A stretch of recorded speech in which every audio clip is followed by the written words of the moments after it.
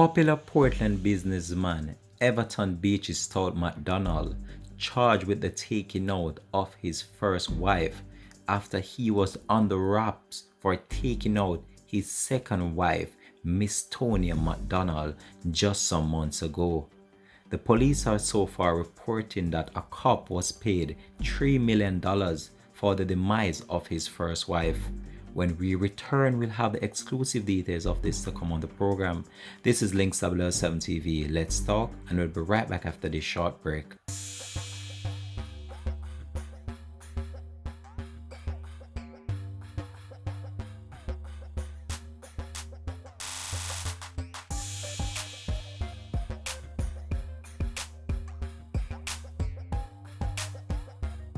Welcome back and thanks for joining us for the program. This is Links 007 TV. Let's talk. This is a story that we have been tracking for some months now, and that is the story of prominent businessman from Portland, Everton Beachy Stout McDonald.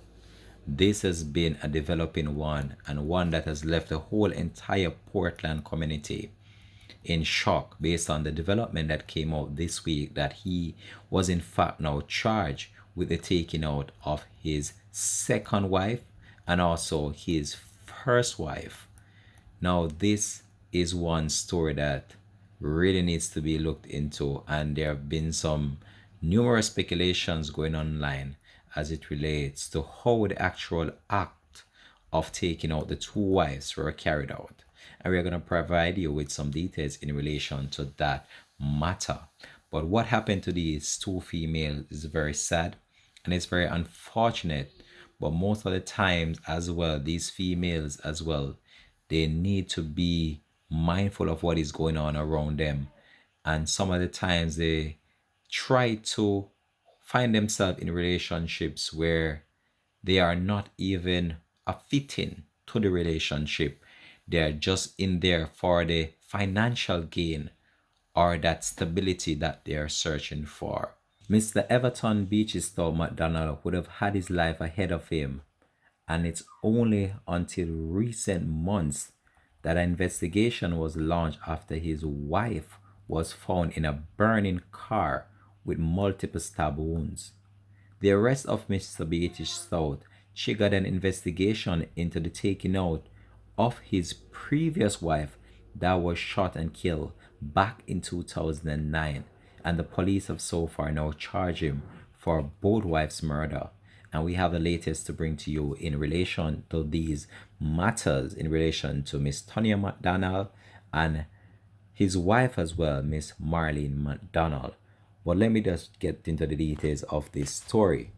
So the Crown is alleging that Portland businessman Everton Beachy Stout McDonald paid a police officer to orchestrate the killing of his first wife, Miss Marlene McDonald, and this would have took place in 2009.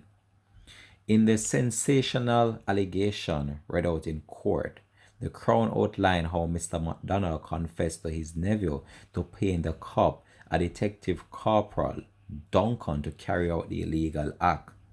The Crown also outlined from the nephew's statement to the police how before the killing his uncle spoke about wanting to take his own life because he couldn't live with being separated from his wife. Marlene McDonald was actually 50 years old at the time she met her demise. She was shot in her driveway after parking her car at her Brownbrook, Portland home in 2009. Mr. McDonald, who is actually 65 years old now, was charged just this week after it is alleged that he is responsible for taking out his first wife. This is just months after he was charged with the July 2020 taking out of his second wife, Miss Tonya McDonald. Now, Mr. McDonald did not actually appear in court. However, he appeared via Zoom with the Home Circuit Court in downtown Kingston, where the case was mentioned for the first time since he was charged, and that took place on Monday of this week. Now, there have been some damning allegations against Mr. McDonald, and one of his nephews have so far confessed to knowing about the crime that was orchestrated back in 2009. Now, this came as the revelation was also read out in court that Mr. McDonald was actually charged with the taking out of his second wife, Miss Tonya McDonald, just few months ago. Now, Mr. McDonald's nephew, who the prosecution said met his demise after giving the statement in 2009, told police that his uncle was depressed due to his separation from his first wife, Miss Marlene. So let me just backtrack the story now for you. So this individual gave evidence against the first wife that was taken out, and that would have been Miss Marlene McDonald. Fast forward a few months later, after that statement was given, he was actually taken out as well. Now, this is not no coincidence, because this was one of the sole witness within that case of the taking out of the first wife, and he also was killed in relation to the matter of the first wife, as he was a key witness that the prosecution was about to use in that case in order to convict Mr. Beachy Stout McDonald. But that was not to be, as his life was snuffed out before he made his day in court. The nephew, whose real name was not disclosed in court, said that this led him to take his uncle, and that would have been Mr. Everton Beachy Stout, to see an older man, and that the uncle told the older man that he was going to take his own life. They never said that he told Mr. McDonald that this wasn't necessary and that he should just give it time, and that time was in order to heal from the entire process that was taking place in his life with the separation from his first wife. According to the nephew, Mr. McDonald told him at one point that he gave Miss Marlene, which would have been Mr. Beachy Stout, first wife, the house at Anchovy Housing Scheme, and she was not satisfied, and that she fell dead. That was the statement that was read out in court. The nephew said that his uncle told him that all he would get is 3 years behind bars if he should kill Miss Marlene. So these were some real chilling evidence that was read out in court just this week in relation to the taking out of the first wife. The nephew said that on the day of the taking out of the first wife, Mrs. McDonald gave him a bowl of soup to give to his uncle, and that would have been her former husband, Mr. Everton Beachy Stout. Now, this female seemed to have still had some feelings for Mr. Everton Beachy Stout, because she cooked some soup and actually gave some to her former lover. But this was not to be, as Mr. Beachy Stout had other plans for her, which was about to be the last moment that she would have graced on this earth. He said that he went to the uncle's house where he saw Detective Duncan. Now, remember, in the initial report, I said that Mr. Duncan was actually a police officer, and this was the one that Mr. Beachy Stout paid $3 million for the demise of his first wife. This story is developing more and more as we go along. You're going to see how this event manifested itself into what it has become in this day and age. Through the use of technology, the police have so far made a breakthrough in this case. So, in the initial report, they never said that he gave his uncle the soup, and this was when his uncle asked him, where was Mrs. McDonald? They never said that when he was leaving the house, his uncle told him, you'll never see no one up here, I'm me alone. That was what Mr. Everton Beachy Stout told him. The witness said that prior to this, he went to his uncle's house where he saw Detective Duncan standing in the doorway. He said that the officer spoke to his uncle on seeing him, and that his uncle told the detective a him right-hand man this, him good, so you should not worry about him. In further statement given by the nephew said that he entered the living room of the house and saw two men standing there that he had never seen before. The nephew said that shortly after the killing of Miss Marlene, he received a telephone call and went to his uncle's house, where he saw him with a weed killer and a bottle of Gramazone and a length of rope. So this means as if Mr. Beachy Stout was planning on taking his own life.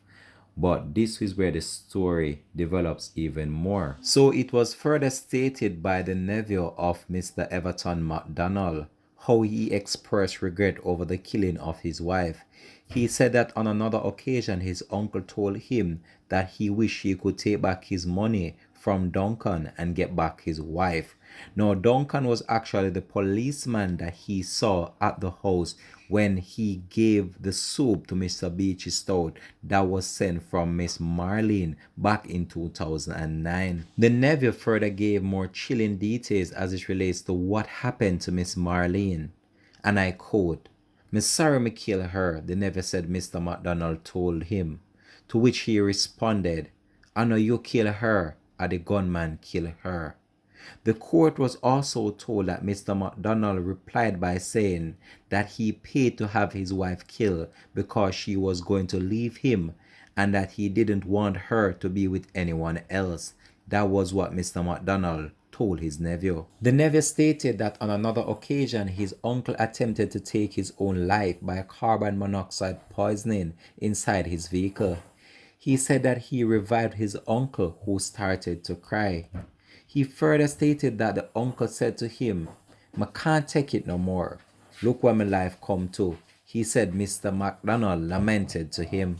Mr. MacDonald's case will be mentioned on March 22nd when a bail application will be made on his behalf. The accused is represented by Bert Samuels and his junior Matthew Hyatt. Now, this has been a case that the police have been following from 2009 since Miss Marlene was viciously taken out outside her gates at her home. Now, the police have so far carried out an intensive investigation that led to the arrest of Mr. Everton Beachy Stout in relation to the killing of his first wife and also in relation to the killing of his second wife. Now, these were some real chilling evidence given in court just this week in relation to this matter. And the police have so far believed that the 2009 case that they had against Mr. Beachy Stout in relation to the killing of his wife is now signed and sealed based on these revelations that were made in court just this week. In relation to the previous matter before the courts as well, as it relates to his second wife, Miss Tonya MacDonald, the alleged contract killer also confessed to being paid $2 million in order for the demise of the second wife. We'll continue to follow this story as much as possible and just try to provide you with the latest in relation to any developing story with this. But this is very sad and it's very unfortunate to see how one individual could be so cold, heartless, and evil towards female as he used his money in order to get rid of two people and maybe even more that we don't even know of. We'll continue to track this story on Links 007 TV. Let's talk. Peace out and much respect goes out to you. Drop it in the comment section. Let me know how you feel about this story. Peace out. Bless.